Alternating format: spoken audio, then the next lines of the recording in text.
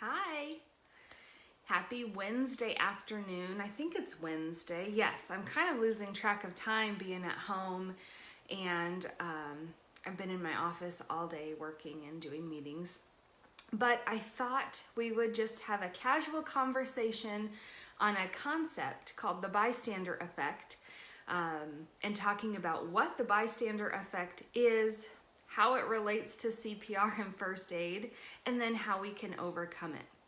So for those of you that are brand new, hi Jennifer, for those of you that are brand new and don't know me, my name is Emily Lewis and I'm the owner of Show Me CPR and Personal Safety, where it's our mission to provide affordable, accessible, and convenient life-saving classes to businesses and families in Missouri and across the nation. So we're coming to you bringing different trainings that come up and different questions. So this bystander effect actually came up over the weekend. On Saturday, I attended a virtual women's conference, and it was all online, and it was a mixture of speakers for personal development and professional development. And one of the speakers actually spoke about her experience in middle school. So her example, in middle school, she was sitting, hi Elaine, she was sitting in the school lunchroom, and she had witnessed a group of kids bullying another gal, another student that was sitting at a table by herself.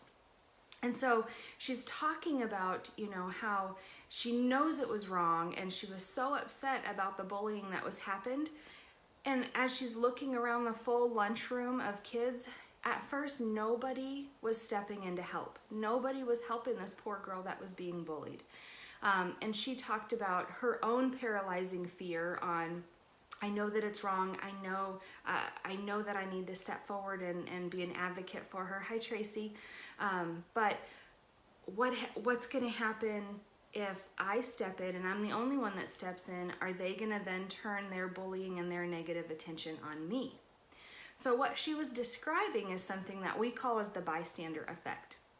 So for those of you might not know, I majored in criminal justice. So I have a bachelor's and master's degree in criminal justice, but I minored in both of those in psychology. So the study of people is really, really interesting to me. So this bystander effect is an effect that I had learned about previously in school, but it came up again over the weekend. So it's a concept that people, when you tend to react differently, usually in stressful situations, if you're by yourself or in a small group, or if you're with a larger group of people. So, and I've got some notes over here, so I want to make sure that I'm getting all of my talking points down. So it's this phenomenon that occurs, again, typically in stressful situations, where the presence of others can actually deter and discourage an individual from stepping forward, from helping, from acting. And what's interesting about this study is the greater the number of bystanders, so the larger the group, the less likely it is for any one of them to provide help to somebody that's in distress. But again, if you're by yourself, or if it's a smaller group or just a few group, people are more likely to take action during a crisis. So isn't that interesting? So we know about this phenomenon of the bystander effect. Now, how does this affect CPR and first aid emergencies? A few reasons. CPR and first aid, it's a high stress, usually, situation. There's 5 common processes that our brains go through anytime that we see a high stress situation, specifically talking about a CPR or first aid emergency, right? So the first part, the first common process that our brains have to go through is we have to first notice that there is something going on. We have to recognize that there's an emergency going on. So what we found during this study is generally when you're with a group of people, it takes longer to recognize that there's an emergency than if you are alone. So what's interesting about this as well is that time frame on how long it could take for you to recognize the emergency when you're with the group of people. It varies depending on your relationship with the group of people that you're with. So if you're with a group of strangers, it takes longer for you to recognize the emergency. If you're with a group of friends or family, then it still takes longer to recognize an emergency if you were alone, but not as long as if you were with a group of strangers. There was also some interesting things about this too on the age of the person. So children, for example, weren't typically affected in recognizing an emergency as adults were. So that's kind of interesting. And so as we're talking about, first we have to recognize that there's something going on. And this makes sense if you think about when the last time you were with a group of strangers, maybe you're in a waiting room, waiting for an appointment or something, and you're in the waiting room. Think about how you acted or how you were there. I typically am not Miss Social, and I'm not talking to everybody in the waiting room. I'm staying in my own little bubble and keeping to myself. So when I'm staying in my own bubble and keeping to myself, it's going to take longer to recognize there's an emergency around me than if I'm by myself. Typically, if I'm by myself, I'm way more observant and I'm taking in my environment and everything that's going on. So I'm more apt to quickly identify when there's something wrong, when there's an emergency. And then after we recognize there's an emergency, the second part of the process that our brains kind of go through is we have to interpret the situation. We kind of pause and take a step back and figure out the degree of the emergency or what's going on. And, you know, since most emergencies are unplanned, and unless you're working in the healthcare field or the public safety field, you're not generally in the mindset of, I'm waiting for an emergency to happen so that I can respond and react. So generally they're unplanned, they take us by surprise. So it takes our mind a little bit, a couple moments to pause. Hey Mel, to pause and process that. Oh, and also when we're with a group of people, it takes our minds, not only are we processing what's going on, but we're also looking around that group of people that we're with to see, did they notice that? And are they reacting? Are they not reacting? Because if they noticed it and they're not reacting, then I don't need to react as well. So we don't want to fall victim to that bystander effect. You're welcome, Mel. The third common process that our brains take place. So we have to first recognize that there's an emergency going on. We have to interpret the situation. Third thing is, what is our degree of responsibility? So when we witness an emergency, we're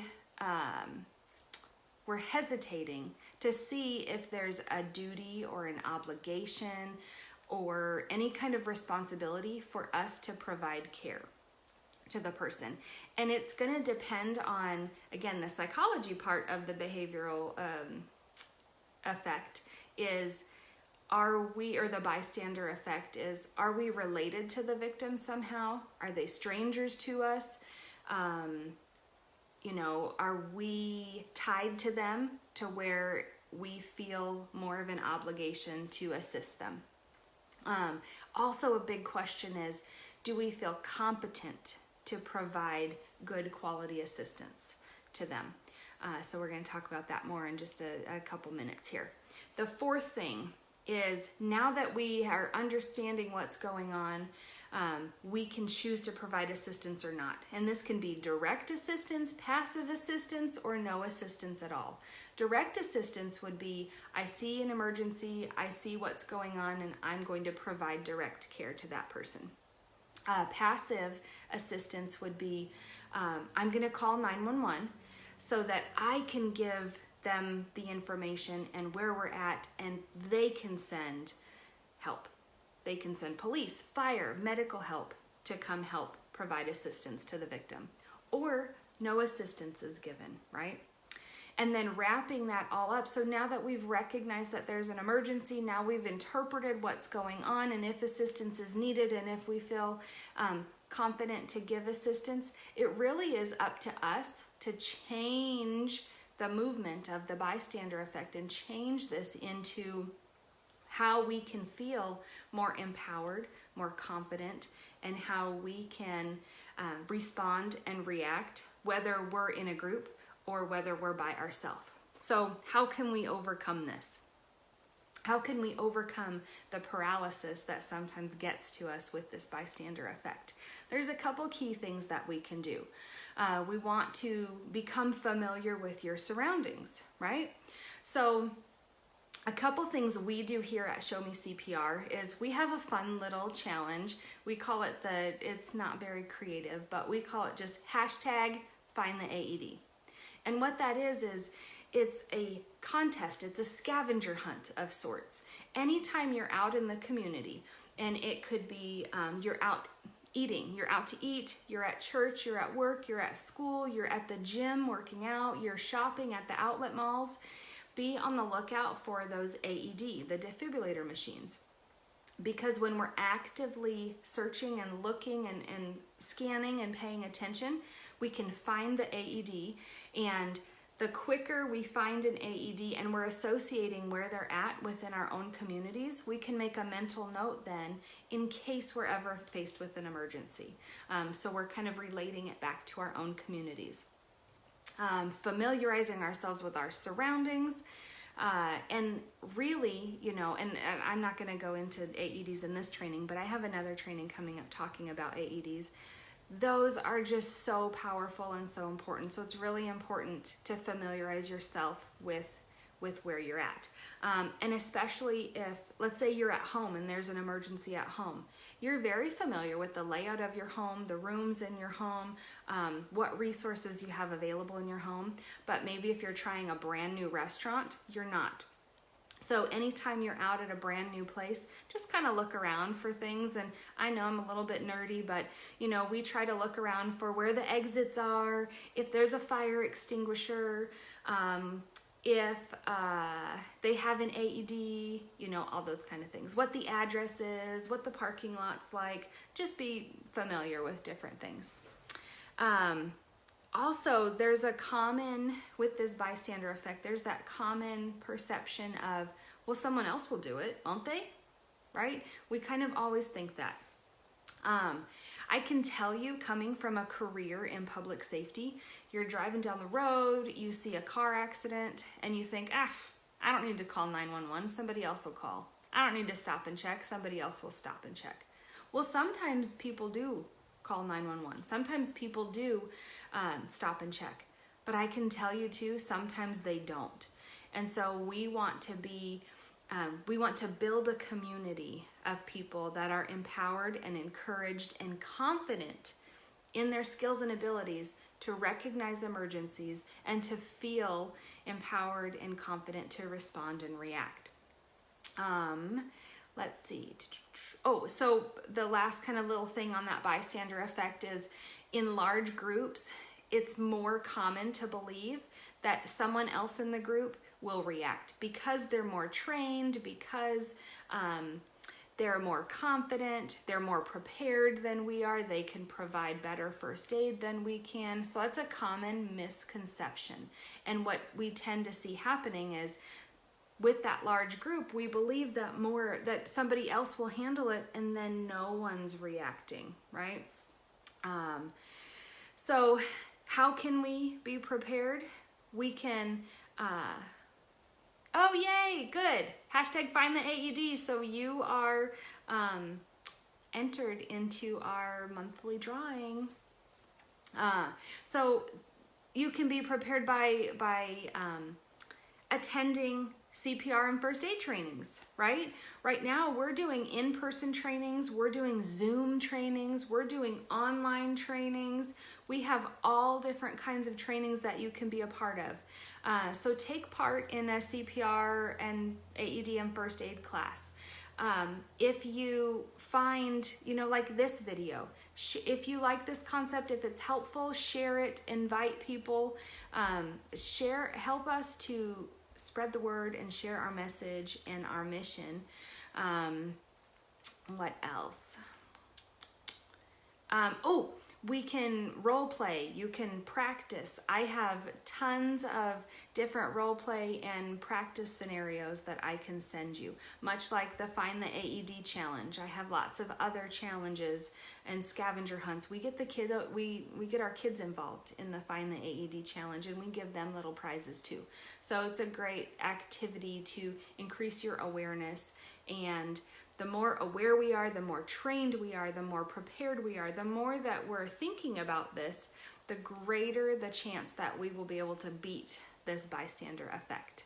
All right, let me know if you have any questions and or any ideas for topics for little short snippet training videos, and I will be back with you guys later. Thanks for watching. Bye.